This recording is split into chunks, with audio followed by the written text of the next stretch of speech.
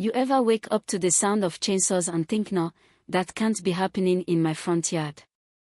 That's not how mornings go in a quiet neighborhood, right? Except, it was. And by the time I got to the window, half asleep and still in my pajama pants, I was watching 30 red oak saplings trees I'd planted with my own hands get chopped down like they were weeds, loaded onto HOA trucks like stolen goods. No notice. No knock. No courtesy call. Just destruction code, fast and efficient. I ran out there barefoot, yelling at the nearest guy holding a chainsaw, but he barely looked up. And then comes Magnus Stormfield clipboard in hand, smug as ever, walking over like he owns the place. "Miss Moorcraft," he said, like he was announcing a court sentence, "these trees violate HOA Regulation 14.7. They are 6 feet tall," I shot back. "They are saplings." "What violation?" He taps his clipboard. "The regulation applies to trees expected to exceed 8 feet. We are being proactive." I swear I laughed right there, through the disbelief, because it was so absurd it almost felt like a joke. They weren't just punishing my trees for what they were punishing them for what they might become someday. Pre-crime. But for landscaping. Those trees cost me thousands. But more than that, they were part of a planned tribute to my grandmother, who always told me this land was part of our family's legacy. "Don't let anyone take it from you," she'd say. And here I was, watching it get chipped or literally be people who were supposed to protect the neighborhood. And then, the so-called permit. It listed an address 3 blocks away. Willowbrook Lane. I live on Willowbrook Trail. I pointed it out.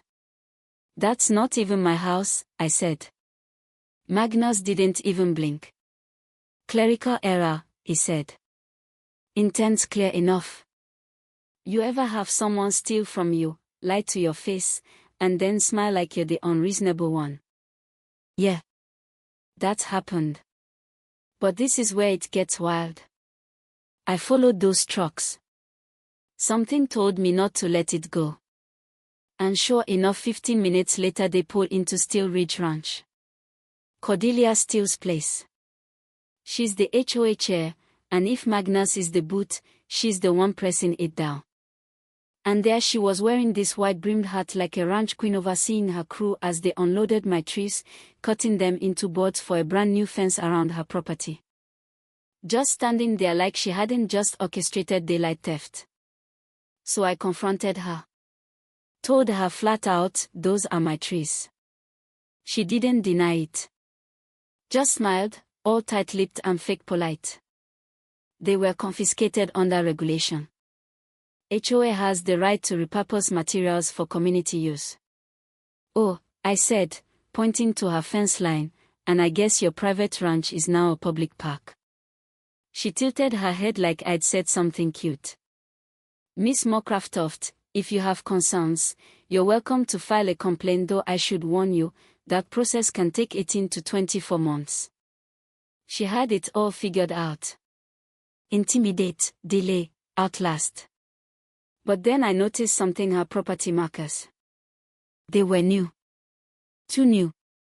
And I remembered my grandmother's old warnings about a boundary line dispute no one ever resolved. So I did what Cordelia wasn't expecting. I dug. First the county records, then my grandmother's attic, where I found a cedar box labeled "emergency use only." Inside were letters, maps, legal correspondence, proof she'd been tracking boundary manipulation as early as 2008. That's when I called Beatrice, my old college roommate who became a real estate lawyer. She looked at the documents and said, "Del, this isn't just shady. It's criminal." Turns out, not only had Cordelia stolen my tree, she was sitting on nearly 12.5 acres of land that legally belonged to my family, taken through fraudulent transactions signed by people with no authority to sell anything. We prepped for a lawsuit. But then came the blowback. The HOA returned with a fire marshal, a plumber, and an electrician, waving a court-approved inspection order citing anonymous reports of gas leaks and electrical hazards. And while they were supposedly inspecting my home, I caught Magnus unscrewing pipe fittings, messing with wiring, basically creating the violations they just accused me of. And when I went up to the attic later, the cedar box was gone. But lucky for me, I'd already scanned every document. Magnus might have stolen the box, but the truth, that was mine to keep. I called Beatrice in a panic. She wasn't panicked. She was furious.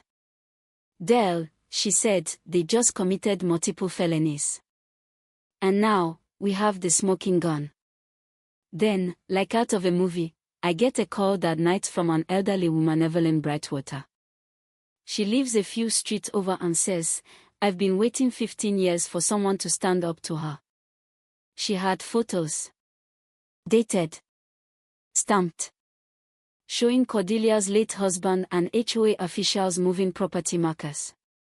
Survey equipment. Forged records. 7 other families targeted over the years, many of them elderly, single moms, people who didn't have the means or the energy to fight back. But Evelyn had documented it all. We added her findings to ours, filed a massive case, and then something even crazier happened. Magnus called Mashaken, desperate. Said Cordelia had been threatening him, that he had recordings of her admitting to the whole thing, the land theft, the bribes, the strategy of targeting vulnerable homeowners. Beatrice had a wild idea. Let's make the eviction public. Cameras. Reporters. Let the whole town see who they are really protecting. And that's what we did. The morning of my eviction, the street was lined with news vans, neighbors, supporters. Then came the bombshell. Jasper Ironwood, an independent land surveyor, dropped his report confirming every detail, 12.5 acres of land fraud, dating back over a decade. And then came the tape, Cordelia's own voice, bragging about her tactics. The crowd went dead silent. When the sheriff arrived and realized what he was walking into, he backed off, said he needed to consult with legal. A week later, in court, the judge ruled in our favor. Cordelia was ordered to dismantle everything, including the fence made from my oak trees, at her own expense. And the kicker? She had to personally supervise the entire teardown. I watched from a lawn chair, sipping lemonade, as her empire came down board by board. A month later, that land was mine again. The oak planks. I turned them into benches and picnic tables for a community garden. Kids play there now. Families gather. And right from her new apartment window, Cordelia gets to watch it all every single day. Now here's where I leave it to you. Was that justice? Or should it have gone further?